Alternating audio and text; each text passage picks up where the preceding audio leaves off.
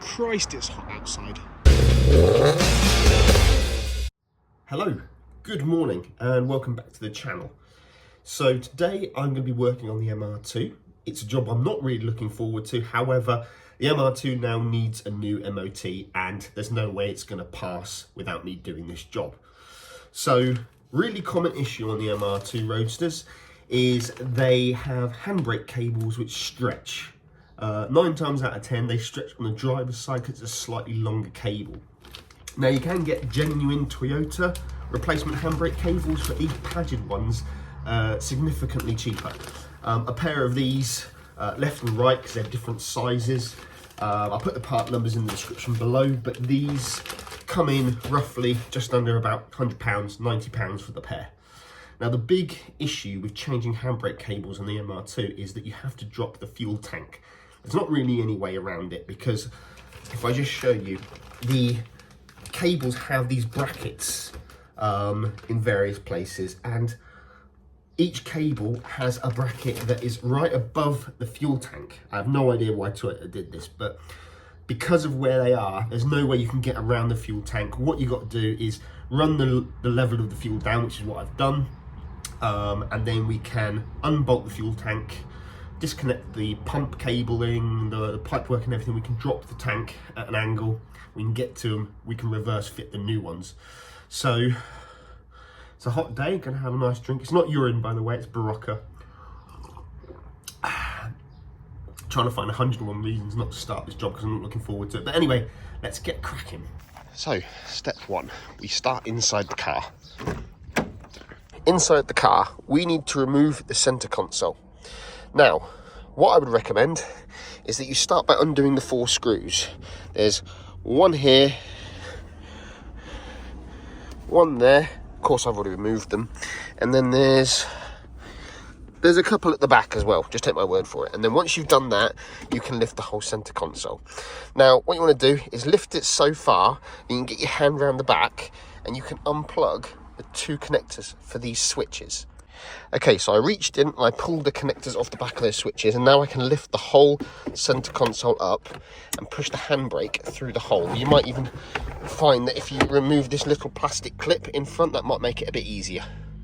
There you go, with the clip out the way, there's just enough room for me to move this out the way. Okay, now I can rotate this through 90 degrees and I can gently just leave this on the door handle there.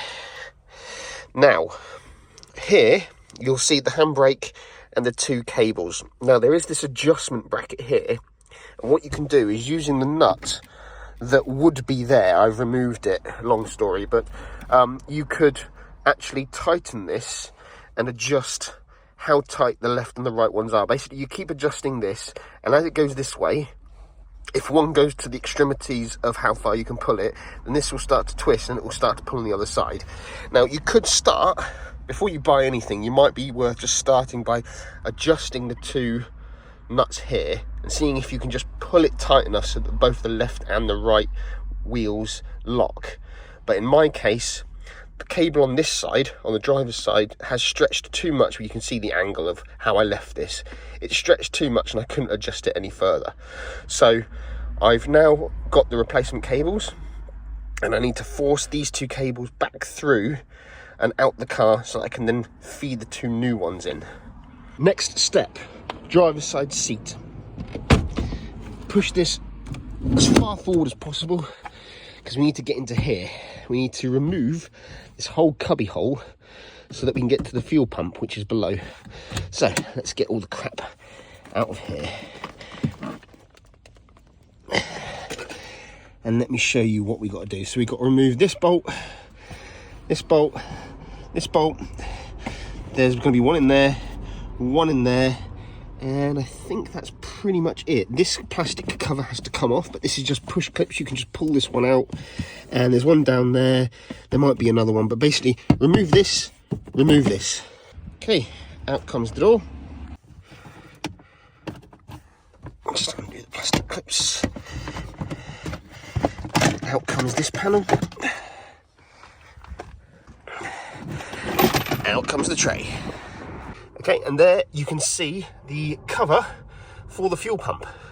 But before we do anything with that, let's pop the engine cover. Let's disconnect the battery. Okay, safety first. I'm just going to wedge a bit of rag in there just to make sure that there's no way that connector can accidentally get nudged back onto its terminal. Okay, so I think we just grab it, give it a tug. Ooh, nasty. So I might get the hoover and just clean that out because I can't really see what's what. Okay, that's better. So you can see the electrical cable there. So we'll start by pulling that off. Come on, off you come. Okay, and that allows you to get the cover out of the way. Sorted. There we go, it's over there. Right, so this pump has 2 feeds. Quite common on later VVTi Toyotas. I mean, back in the day, you used to only have 1 feed. But now what they do is they run the pump at a constant pressure, and any pressure that isn't required comes back from the engine back up and into the tank, so it's going around in a circle. So we've got to remove both of these. Now before I remove them, what I'm going to do is I'm going to get a little rubber glove. I'm going to cut the fingers off and get some cable ties, so that as I remove these pipes and as fuel starts to come out, I can just cap them off.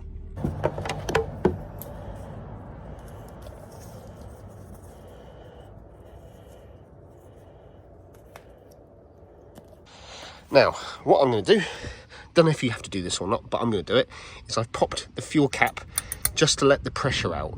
That way, hopefully, less fuel will come out when I remove that pipe. So, take a flathead screwdriver, insert it at the back of this clip, and push the clip towards the back of the car, this way. That clip all the way out and off. Don't drop it down inside. One down.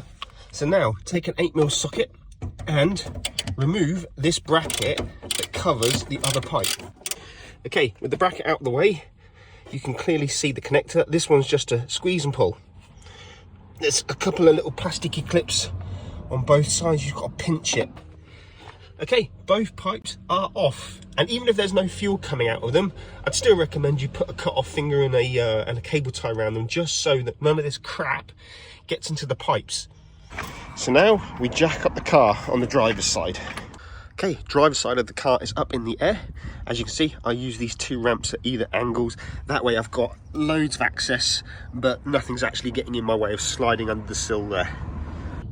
Okay, and this is the tank. You can see there are 2 bolts on this side and 2 bolts on this side. So I think it's 4 in total, just got to remove those. But we're not removing the whole tank. I've left the filler neck still attached on the passenger side. What I'm hoping to do is just get a jack under here, lower the tank down, just to give myself enough room to get up there and undo the bolts that hold the old cables on. So all 4 bolts are out. They came out surprisingly easy, actually. I wasn't expecting that. I was expecting like all 4 of them to be so rusted that they just break off or something. But as you can see, I'm suspending the back with a jack just so the back doesn't drop down too far, and I've got this little scissor jack under the front. So what I'm going to do now is I'm going to just start to lower this slowly and just see what happens. Okay, so looks like some kind of submarine hanging out the car, but you can see the hole where we undid the fuel pipes, and if I just kind of look up in there, there's the cable, and there is the annoying bracket. So there's going to be another one on the other side, but basically now I've got access to get under there and remove them. Okay, bolts are undone, and I was able to pull both cables through. You'll see on this one I actually cut the driver's side in half with the hacksaw just to make it easy to get out, because at the other end you've got to remove these from the hubs, but I'm going to do that later. Now I've just got to put the new cables back into position and bolt these brackets back up, but I'll leave them hanging. I'm going to take the car off the ramps and I can do the other ends up. Okay, so I got the new cables in. So there's the passenger side one. Probably didn't need to change it, but while I'm going through all this hassle and dropping the fuel tank, I'm going to do both sides. There's the driver's side one. Now, you need to get them into this bracket, and it looks pretty straightforward. However, one thing that I have noticed on these Pagid cables is that see the cable is kind of like extruding a little bit at the front, and that stops it from going into the gap. Let me just see if I can show you, 2 hands holding an iPhone. You see, I can't quite push it in because of that little bit that's poking out. It's the same on both of them. So I'm going to take a file and I'm just going to file those little bits down. So scratch that, doesn't work. Been trying to file that cable, it just won't file. So what I'm going to instead do is put a little snick in on the actual, I've removed the handbrake as you can see. I'm going to put a little gap so that cable can just go through. Okay, so using a file didn't work. So instead I've moved to a Dremel and I've put a little snick there and there. Should just let the cable go in now. Okay, cool. Passenger side one is in. So I just need to rotate this and put the driver's side one in as well. Okay, lovely. So I've got both cables there like this. Now I just got to put them both onto the brackets. So the cables are held in with these little brackets, which you just need a 10mm bolt to take those off, and then it frees off the cables. Okay, so I'm seriously starting to really not like these padded parts. So not only have I had to adjust that with little snicks to get the cables to fit, but down here, as I'm trying to bolt this back up above the fuel tank, the bracket, see if I can get it in the right position for you to see. Okay, if I compare it to the original Toyota one, the hole is in a totally different place. Okay, so it doesn't line up. So what I'm going to do is I've taken this one, of course, off the old cable. I'm going to cut this with a Dremel and remove it. And I'm going to put a slit in this so I can put the rubber boot on to the new cable and wrap a bit of tape around it, and then I'll reuse the old bracket because that sucks. So that was actually a lot harder than it should have been. If you do have access to like a lift or a pit, it would probably be easier to remove the whole fuel tank. However, I have done it without removing the fuel tank. You can just drop it from one side, from the driver's side, and there is enough room to actually do the job. So both cables are attached to the handbrake, and the grommets are in that go through the firewall, and they're attached at the brackets just above the fuel tank. Of course, I reused the brackets from the old cables because the brackets that came with these new padded ones, not very good. And I've basically just left them dangling on both sides here, ready to be attached to the rear wheels. The old cables are still attached to the rear wheels. All I've got to do is take the wheels off and disconnect the old ones and attach the new ones. Back's up in the air, supported by a big old trolley jack and 2 axle stands. So I just need to pop the wheels off now and disconnect the old cables. Old cable is off. As you can see, this is the bit that connects to the caliper. This bracket holds onto the caliper itself, and then you've got a couple of other brackets that are kind of like underneath the sill. So including there are 4 brackets. So caliper, sill, another one for the sill where I cut that off, and then you've got the 4th one which is above the fuel tank. So I removed the bracket from the old cable. The 2 sides were just rusted together. There wasn't actually much holding it in, so I just took a hammer to it, just kept smacking it until it came free. There's the bolt that holds onto the caliper.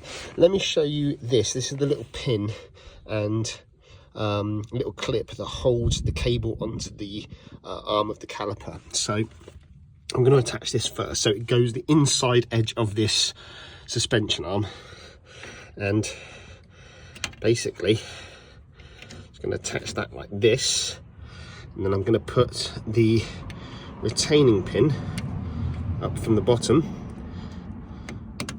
and you'll see why I'm doing it that way, because then from the top it's easier to see where the retaining clip goes in. You just pop that through. Might need 2 hands for this, and there we go. So the little retaining clip is on. That just stops that from coming loose. So I'm just going to now attach the bracket there, bolt it up to there, then I can attach the other mounting bracket on the sill, and then that side's done. Okay, done. As you can see in the bracket, all attached. Can put the wheel back on and do the other side. Both sides done, wheels back on. So now we're going to move back inside the car because we need to reconnect the fuel lines and the wiring, and then we need to, well, I need to attach the handbrake because I removed it just to give myself a little bit of extra room. But we need to tighten up the handbrake to make sure that both rear wheels are getting held in place. So I actually let the car down off the jack. The way I looked at it is if I'm going to adjust the tension on the handbrake, it'd be better to do it in a position where all four wheels are on the ground, which would be, you know, closer to how it would be every day. So what I'm going to do is adjust this now. Just got to adjust this nut until the handbrake is nice and tight, maybe like 1 or 2 clicks up. And then I'll jack it back up and I'll rotate the wheels and see if the handbrake holds the wheels in place. Okay, so I adjusted that nut down. And now it's very tight. I'm happy with that. So I've got to just take the retaining nut, and this goes on top of this nut, and you basically do the two together with two 10mm spanners until they are nice and tight and they're not gonna move again. Both nuts tightened up, they're not gonna go anywhere, so I'll just jack the back of the car up again and I'll check if the handbrake can stop the wheels from spinning. Handbrake off, wheels off the ground. That one spins.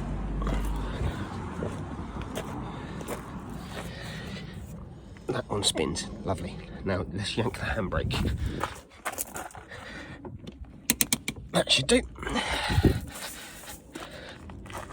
Ooh, it's good. It could be better though. Let's check the other side. Again, could be better. Let's adjust it a bit more. Okay, I think I'm pretty much there. If you see, it's very nice and tight. The driver's side one is actually tighter than the passenger side one now, but I think as the driver's side one stretches, they should equal out. They should become about the same. So I'm going to leave it like that, and we'll see what happens. So I've got to go put all this trim back, got to reconnect the 2 buttons, put the 4 screws in, but then the car's pretty much done. I'll just take it off the jack and I will reconnect the battery. So we're done. Battery's reconnected, car's back down on the wheels, and the next stop is an MOT. So stay tuned to the channel, please like, subscribe, and follow me to see whether I get one on the next video. Bye for now.